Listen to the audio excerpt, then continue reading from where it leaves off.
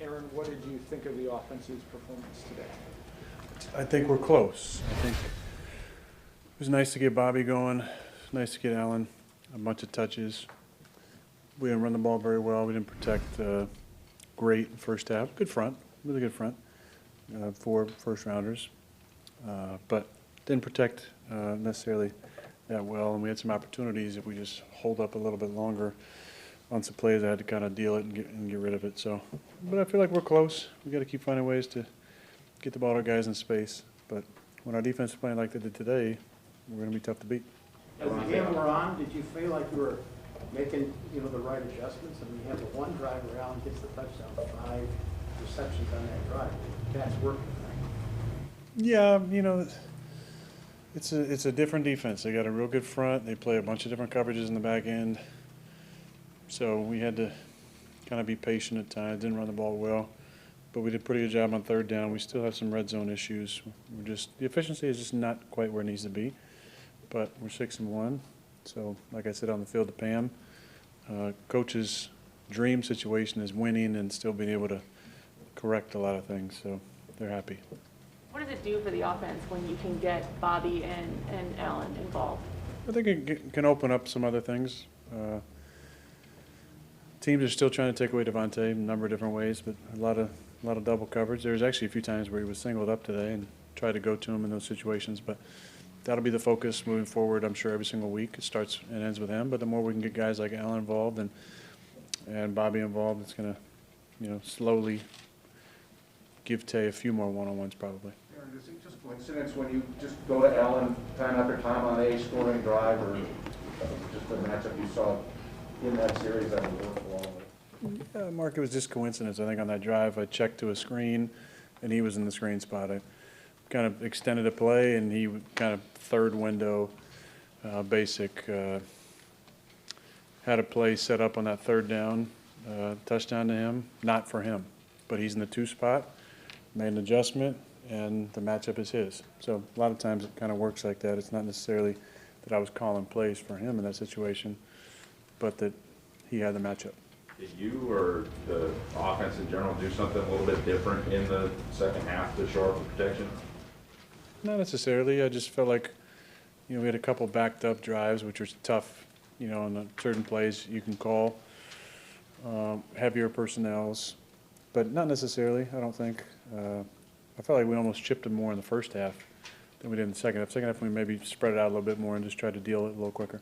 Over the first couple of weeks or last few weeks, your offense has got the monkey off the back of the red zone. Defense was able to finally do that today. People can stop talking about 15 for 15. Just sitting on the sidelines, getting to see that happen. Yeah, 15 for 19 now. That's good. That's good. I'm happy for those guys. Our best defenses over the years, I think, have been opportunistic ones where, like Tom mentioned to me before I walked in here, we got outgained 430 to 304.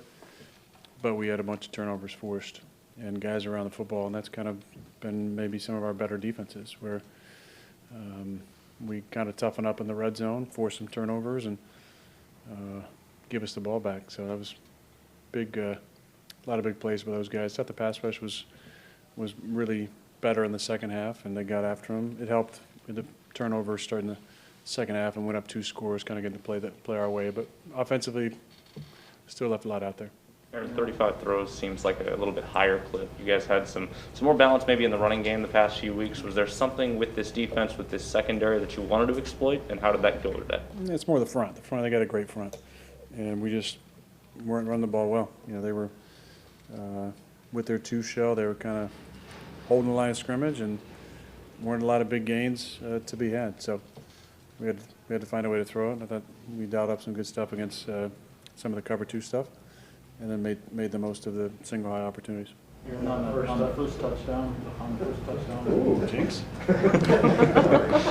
Go ahead, Stop. You'll ask it better. Okay.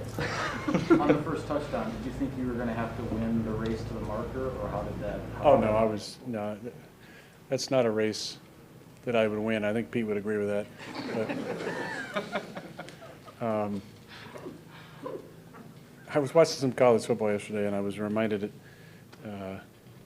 how some quarterbacks, once they put their head on the run, can't get their eyes up maybe to see a guy's wide open. That's never been a problem, especially as I've aged. You know, I'm always thinking about where I can deal that ball. And, you know, it was a weird look pre-snap. I felt good about Devontae at 2 in the slot. Then at the snap, 99 dropped off, and I kind of, for whatever reason, got off him because I figured he was going to drop into the slant window there. He didn't. I moved to the right and still had Devontae, and then had the crisis of conscience where I felt like I maybe could actually run it. And after I took about 2 steps nearing full speed, I realized I wasn't going to be anywhere close. And I saw Devontae kind of slide back inside and threw a good ball, had a real awkward fall, but I'm glad that he scored because I think everybody's focused on that and not on me falling on the ground over there. Aaron, how often do you throw to Devontae thinking it's a 50-50 ball? And when the one on the sideline where he had the lay hands left your hand, what do you think of his chances to catch that one? There's no 50-50 balls with Devontae. It's always in his favor. Best answer I can give you. What do you think of the stretch of games you got coming up here? It's exciting. Real good football team on a short week on the road. It's going to be a great test for us. I feel good about where we're at, 6-1. Not many people would have expected this, maybe looking at our schedule starting the season. Definitely not after week 1. So I'm proud of our guys, the way we're playing, getting contributions from a lot of different guys who weren't necessarily on the roster maybe to start the season or were add-ons this year. You know, you got to look at Devondre and the production he's had. It's just incredible, you know, for a guy to not get a big deal, to not be a priority free agent, and to step in and start and be the play caller on defense and be so productive for us. It's fantastic. I thought Rasul did a nice job today and came back from getting banged up, and I thought he covered well. I thought Sully had maybe his best game he's had in a while, just from sideline. I'm not sure what the film looks like, and then offensively, you know, we've had a lot of injuries. Still hoping to get 69 back at some point in the near future, and 83. But I thought that, you know, we're close, which is exciting, and we're still winning football games.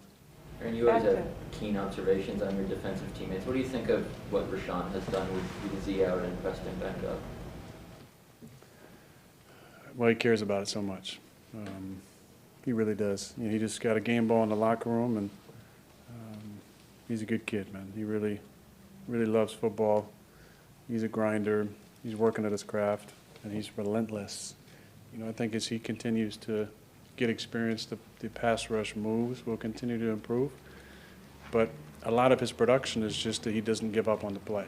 And he's strong enough to bull rush. He's quick enough to get around the edge. And I think he's just improving at all times.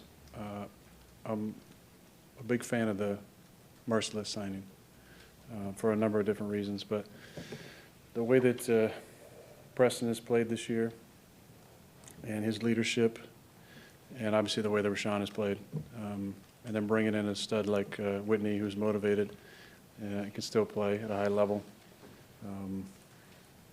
Really like that signing. Can I go back to Devontae? I was trying to think of a different way to ask the chemistry question. Yeah. The best I could think of was Antetokounmpo and Middleton. You know, they've been together 9 years now. I wondered, was there Not any... Pippen and Jordan? Well, okay. Sorry. It's okay, Laura. It's good to see you. Good to see you, too. Was there anything to work on, though, with that chemistry coming into this year, or anything that you have to maintain, or is it kind of autopilot? You just know him so well. And then... Yeah, I mean, there's a little bit of autopilot, I think, but it's a lot of communication. So in-game stuff, we're always making slight adjustments. I'm kicking myself about a couple opportunities we probably had in the red zone where, for whatever reason, they rolled the coverage away from him. And one time I threw a hitch to him, and then we had a penalty on the play. And the other time I just got a little too antsy getting back to him on 3rd and 15 to follow the preceding play. Probably would have had him if I just adjusted the route, maybe pre-snap, or trusted, you know, looking away and trusted he was going to be in the spot. But like Matt, you know, Matt's question, there's not 50-50 balls with Devontae. You feel incredibly confident that he's going to come down with it. He's such a talented player, and we hadn't got as many targets the last couple of weeks as we were getting before that, but definitely glad he's on our team, and he's a difference maker. Can I follow up with that too? Please, yeah. The first 10 years of your career, we always heard from receivers and tight ends about what your preferences were and what you wanted to have things run. I wondered if Devontae ever asked anything of you. It doesn't sound like you think that way if he's talented enough, but was there anything that, and I know that's kind of unusual for maybe a receiver to come to you and say they want things a certain way. Is there anything that he had as a preference? But he started that in Dallas in 2017, was it?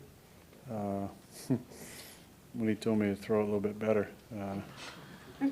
With his eyes, he said that. With his mouth, he said, yeah, throw it again.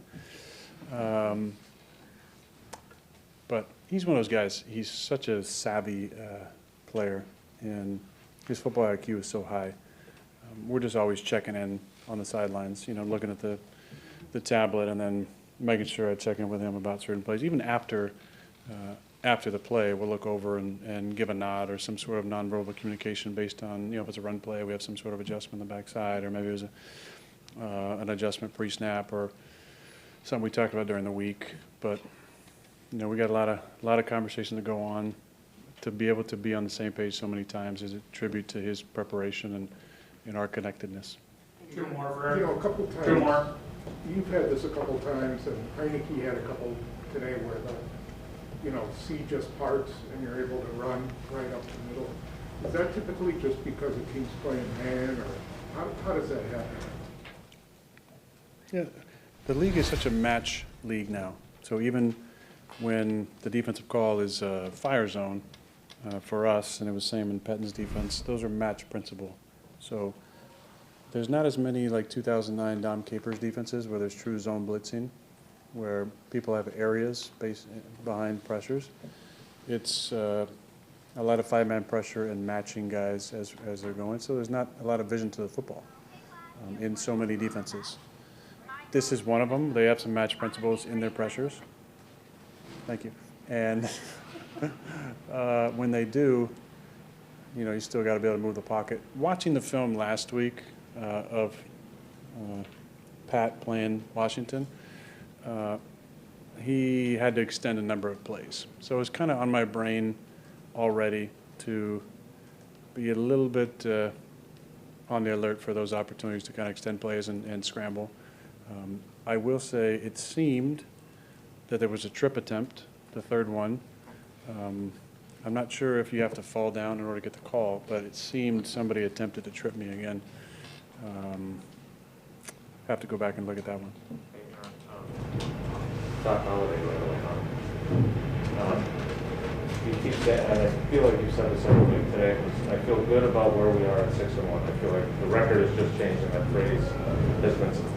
How good of an idea do you have at this point after 7 games of how good this team is or is capable of being? I understand you like where you're at, but do you have a good feel for this team, and when do you usually have a good feel for a team? First of all, because nobody asked a question that I could maneuver into a shout-out, I do have to give a big shout-out to Nate Weir and Mike Zoli. I woke up this morning and my back was killing me. It was all locked up, and I came in here early. And I'm thankful for those guys taking care of me in order to go out and play today. Wait a minute, okay, if you're going to shout them out, then how do you, you wake up and you can't move, or can you kind of explain exactly what that means? Yeah, my back was a little stiff Saturday, and maybe you guys know this or don't know this, but there's an antiquated procedural thing in our league where the most important night of sleep we stay at a hotel. And I don't want to blame it on the hotel. It's a nice hotel. But my bed at the house that I'm sleeping every other night of my time here in Green Bay would probably be a little bit of a better option, I think. And that's just my opinion, man. But to answer your question, I do enjoy the energy of this team a lot. And I've said the record because it is fascinating to me that we could play so poorly in week 1 and bounce back and play so much better the preceding 6 weeks. It does take a while to see personalities come out with some of the guys, but production leads to opportunity for leadership. And on defense, two of the guys that we've mentioned today have great opportunities, and it's exciting to see Rashawn Gary speak up more, and Devondre. Guys who are, Rashawn, he knew the talent. Devondre didn't know what we were going to get. But to have those guys step up has been a really good surprise for us. And I love seeing those guys give a little bit more. And that's when you start to figure out what type of identity your team is going to have.